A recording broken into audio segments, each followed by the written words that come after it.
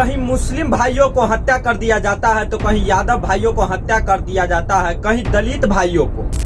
मनुवादी भाजपाई गुंडे इतना बेरहमी से मारता है कि दर्दनाक मौत हो जाती है।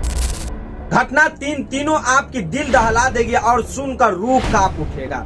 चलिए जानते हैं पूरे मामला को। मौलाना तौसीफ रजा मजहरी के साथ हुए घटना के कुछ दिन बाद एक और घटना घटती है, जिसमें एक मौलाना साहब ट्रेन में सीट पर बैठा था। कहा जा रहा है कि उसे सीट पर से उठाया और मारना चालू कर दिया। मौलाना साहब कहता रहा कि क्यों मार रहे हो, लेकिन उसके बाद भी आरोपी ने रुका नहीं। आखिर देश में चल क्या रहा है? देश में क्या कानून पूरी तरह से फेल है? भाजपा ने देश को बांट दिया है, हिंदू मुस्लिम दोनों को बर्बाद कर दिया है। इस देश में जिसकी संख्या सबसे ज्यादा है वही अत्याचार झेल रहा है। कुछ दिन पहले कुछ रिपोर्ट्स के अनुसार लोटन थाना सिद्धार्थ नगर के आदित्यनाथ के पाले हुए भाजपाई गुंडे ने एक यादव परिवार के लड़के को किडनैप करके उसको बुरी तरह से इतना मारा कि इलाज के दौरान उस लड़के की जान चली गई। मौत के बाद परिजनों और ग्रामीणों ने लोटन चौराहों पर सब रखकर प्रदर्शन किया, सड़क जाम की। लेकिन आगे क्या होगा ये तो आप भी जानते हैं, जिसकी लाठी उसकी भैंस।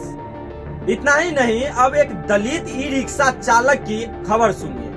2 मई 2026 को पीड़ित ई रिक्शा चलाते हुए बस स्टैंड से गांव लौट रहे थे।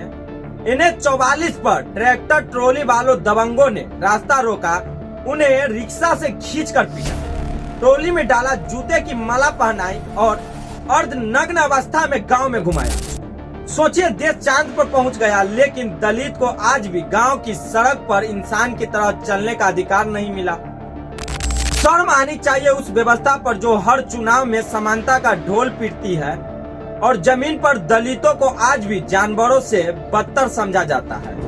एक और घटना को समझते हैं जो बीजेपी के गुंडा राज के पर्दा उठाता है। यह घटना यह है कि बीजेपी नेता आशीष उपाध्याय 100 करोड़ की सट्टेबाजी में पकड़ा गया था, जो अब तक फरार चल रहा था। आज पुलिस ने न्यायालय में पेश किया। इस बीच आरोपी पुलिस गाड़ी में बैठते ही लगाया मोदी जी जिंदाबाद का नारा। बताया जा रहा है कि बीजेपी नेता आशीष उपाध्याय 2027 विधानसभा चुनाव की तैयारी भी जोर शोर से कर रहा था। खैर, इस सभी घटना पर मैं कुछ नहीं बोलूंगा, ये अधिकार आपका है। कमेंट में आप ही कुछ लिखिए, क्योंकि आपका कीमती वोट से ही सरकार बनती है। धन्यवाद।